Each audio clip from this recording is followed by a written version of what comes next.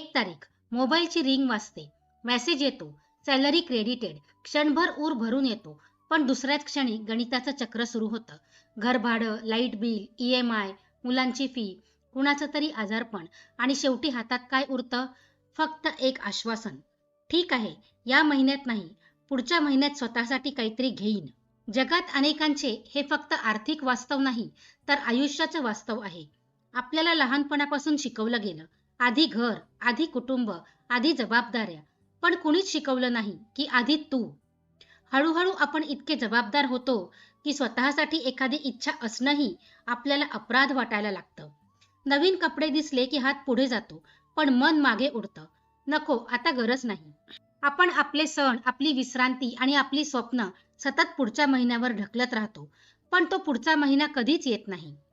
आयुष्य हळूहळू चोर पावलांनी निघून जातं. आपण जगतो, पण जिवंत असल्यासारखं वाटत नाही, कारण पुढच्या महिन्यातही तेच बिलं आणि तोच ताण असतो. पैसा कमी असला तरी माणूस जगतो, पण आशा कमी झाली की जगणं अवघड होतं. समस्या पैशांची किंवा खर्चाची नाहीये. समस्या आहे स्वतःला कायम शेवटी ठेवण्याची. आपण यादीत सगळ्यांची नावं लिहितो, आई-वडील, मुलं, जोडीदार, समाज. पण मी हा शब्द या यादीत नसतोच. स्वतःला विसरणं हा त्याग नाही, तर ती स्वतःची हळूहळू केलेली हत्या आहे. एक बाप मुलांसाठी सगळं करतो. वर्षानुवर्ष तेच फाटके कपडे, तीच झिजलेली चप्पल वापरतो. स्वतःच्या तब्येतीकडे दुर्लक्ष करतो. एक दिवस तो शांत होतो.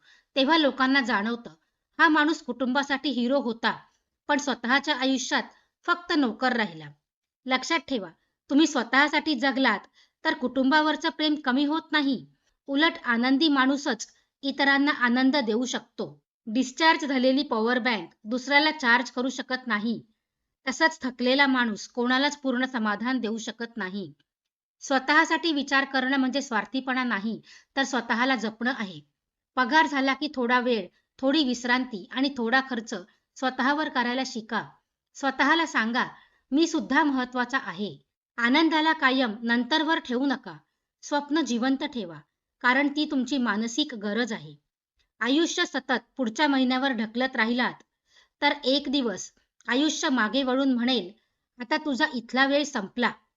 त्यामुळे या महिन्यापासूनच स्वतःसाठी थोडं जगायला सुरुवात करा. व्हिडिओ आवडला असेल तर लाईक करा, शेअर करा आणि कमेंटही करा. आणि आपल्या चॅनलवर नवीन असाल तर चॅनलला सबस्क्राईब करा. धन्यवाद.